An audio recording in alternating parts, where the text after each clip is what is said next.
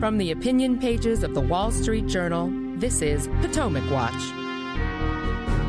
The Democratic campaign against the Supreme Court goes to DEFCON 1 after the justices' ruling this week that all presidents have immunity for official actions. But what's the reality of the High Court's work, and how stable is this conservative majority? Welcome, I'm Kyle Peterson with the Wall Street Journal. We are joined today by my colleagues, columnist Kim Strassel and editorial board member Mene Ukwe-Barua. Progressives have been criticizing the Supreme Court and the conservative justices and suggesting that perhaps President Biden should add seats to the Supreme Court. But it seems that in the wake of the Supreme Court's ruling on Monday on presidential immunity, this has reached a new fever pitch. Let's start with a clip of President Biden responding to the ruling. This nation was founded on the principle that there are no kings in America. Each of us is equal before the law. No one is above the law, not even the President of the United States. With today's Supreme Court decision on presidential immunity, that fundamentally changed. For all practical purposes, today's decision almost certainly means that there are virtually no limits on what a president can do. Senate Majority Leader Chuck Schumer was even less nuanced. Here's a piece of his statement.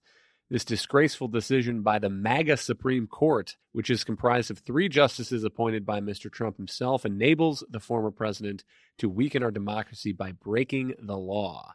That term MAGA Supreme Court is getting into circulation. Here's a clip of House Democratic leader Hakeem Jeffries last week. We all know that the extreme far-right MAGA majority on the United States Supreme Court is totally out of control.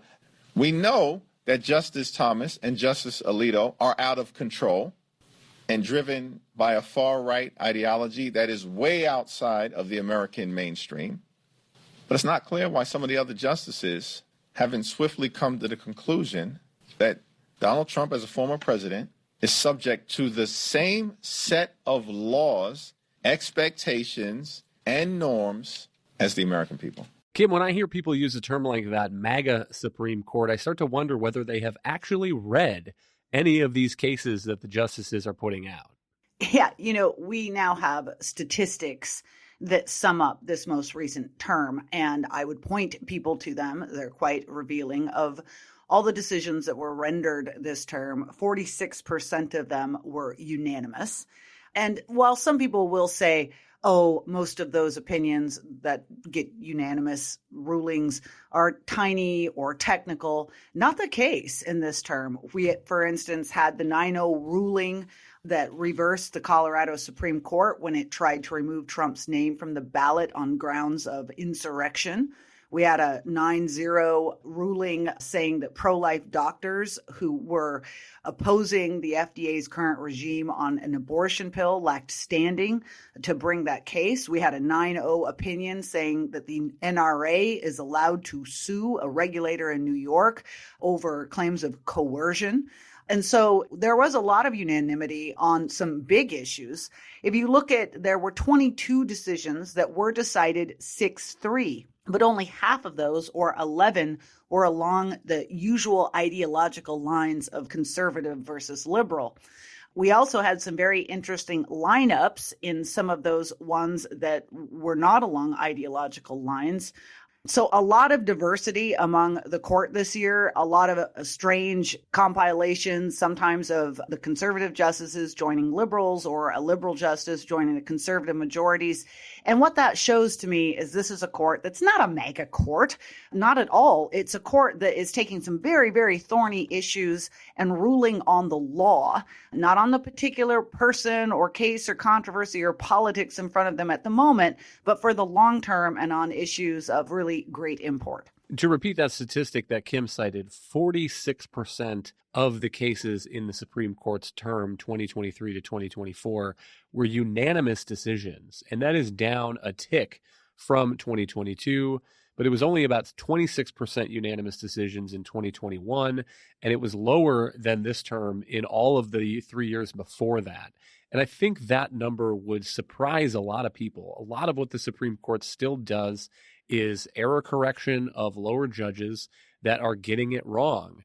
And Mene, I think that if you look at this court seriously and take the law seriously, it's a textualist court, it's an originalist court. But what that means is that these justices in the majority follow their own intellectual paths. So this term we had a decision written by Justice Clarence Thomas upholding the funding structure of the Consumer Financial Protection Bureau. And that is a decision that is very hard to make sense of if the only lens you have to look at the court is politics. And the same for some of the concurrences, some of the cases in which justices switch. Justice Ketanji Brown Jackson, for example, seems like she wants to hold the government to a very high bar in criminal cases.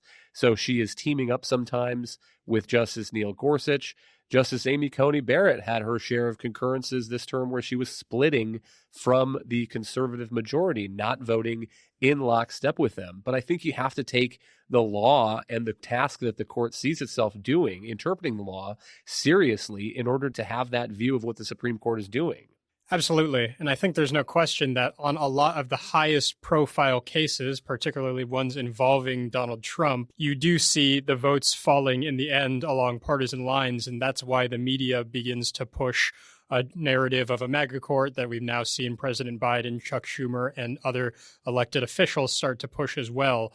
But that doesn't necessarily signal the idea that the majority on the Supreme Court is fundamentally motivated by political ends. In addition to some of the rulings that you mentioned, I would point to a case from last term in Biden v. Texas, in which the court ruled that the Biden administration was able to rescind a Trump-era policy called Remain in Mexico, which had required immigrants passing through Mexico to remain there while their asylum claims were processed. And that ruling, as you mentioned, was based on strict interpretation of the law. Basically, the idea that the Administrative Procedure Act still allows leeway for presidents to be able to repeal policies of that kind. And so there have been case after case where they have ruled not in the predictable direction just based on trying to restrain a Democratic president, as you would assume they would do if they were merely motivated by loyalty to conservative causes or to President Trump specifically. And we have seen, if you actually do look at the text of a lot of these opinions, the variety of philosophies coming from each of these justices and how that can create unpredictable alliances and unpredictable rulings. And I do think also that you have seen the better side of Chief Justice Roberts' ability to form alliances and try to build broad coalitions to have large majorities in some of these cases. I think he's been rightly criticized by conservatives when he's been willing to actually sacrifice making the right decision on the legal merits in order to come to a majority. But there are certain cases where the court has some leeway in how narrow or broad its ruling is going to be. And he has, I think, shown a lot of good discretion in terms of coming to decisions that are going to allow some of the liberals on the court to come into the fold without watering down what the ultimate ruling the court comes to should be.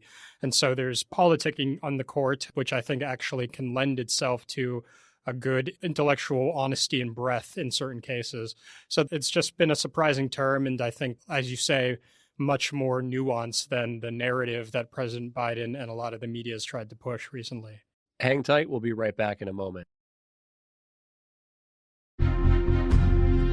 Welcome back. I think Monet makes a good point that if there are laws in Republican states or Republican governors that are pushing the bounds, they may end up disappointed by the Supreme Court if they think that the Supreme Court is ready to rubber stamp everything that they want to do. And Kim, another statistic that jumps out at me from this Supreme Court term is the reversal rate for the conservative Fifth Circuit this term was 67% of cases.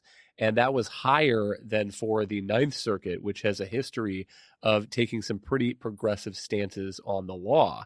So some of what happens in the media is one of these circuits comes out with an opinion that people in the media think is incorrect or think is a stretch. But more often than not, Kim, some of those rulings look like they are getting up to the Supreme Court and then being reversed, and in some cases pretty handily by the justices. That's a pretty astonishing statistic because that reversal rate is even higher than the rate for the Ninth Circuit, which was always the infamous circuit for having its cases go up and be overturned by the Supreme Court. I think one of the aspects of having a different configuration of a 6-3 conservative court has been that it has emboldened some lower court judges to be more aggressive in their opinions. And I can understand that to a certain extent. This is a court that's been revisiting some issues. Like, for instance, we did have the dismantling this time of the Chevron doctrine. We obviously had the overturning of Roe v. Wade. Breaking precedent is not something the court does lightly. But the mere fact that it has happened, I think, has been a signal to some judges down below that maybe they can be quite bold in their rulings too. That doesn't mean that they're getting things right on the law. And I think it's very notable that when those cases come up to the court, if they have gone too far and they are, in fact, incorrectly reading the law or have moved too quickly or skipped steps that they should have done, that they are being told to do it over. Likewise, I would note that a lot of the cases that have made it up to the Supreme Court and got hearings have come from Republican state attorney generals. They have not necessarily had a great track record in terms of the court in any way accepting or rubber stamping their view of the law, in particular on issues like immigration, also some key cases on healthcare. So that has also not been the case. And that to me is, again, a reminder to those working in conservative law world not to buy into this Democratic argument that this is somehow a MAGA court or it's ready to throw open the doors to anything. Absolutely not. This is a court, as you note, that certainly has a textualist, originalist, constitutionalist view in its majority, but is still very dedicated to careful analysis of the law and is not going to do things precipitously. Monet, how much do you expect this campaign against the court to play into the November election? And here's a report this week from Axios. It says the Biden campaign is launching a 7-figure ad blitz in battleground states, slamming the U.S. Supreme Court's immunity decision and warning of President Trump's threat to be a dictator.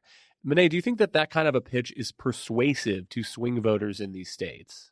Well, I think you have to separate it into two categories of abortion and everything else. I think that when it comes to the rulings on immunity and some of these other cases that get roundly criticized in the press and which President Biden and his allies have criticized, that's going to fire up some of their existing base, a lot of voters who are already very motivated to come out and vote against Donald Trump because they feel as if the Supreme Court is giving Trump cover to go about his campaign of lawlessness as they see it. They're giving him cover for his actions on January 6th.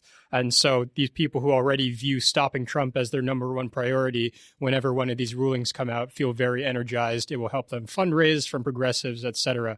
But I don't think that's necessarily going to be a top concern of your average swing voter who's more concerned with the economy and policies that directly affect his or her life. Well, I do think that the aftermath of the Dobbs ruling is something that Democrats are really going to be able to make a lot of hay out of. Obviously, we've seen them gain a lot of success in the 2022 midterms by running against the Supreme Court ruling and the idea that Republicans are preparing to make abortion law stricter throughout the country.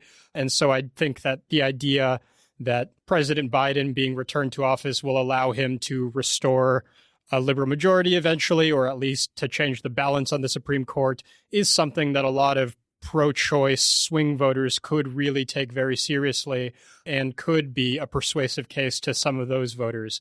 But just generally, the MAGA court narrative, I don't think is really going to make a huge difference in a lot of the swing states.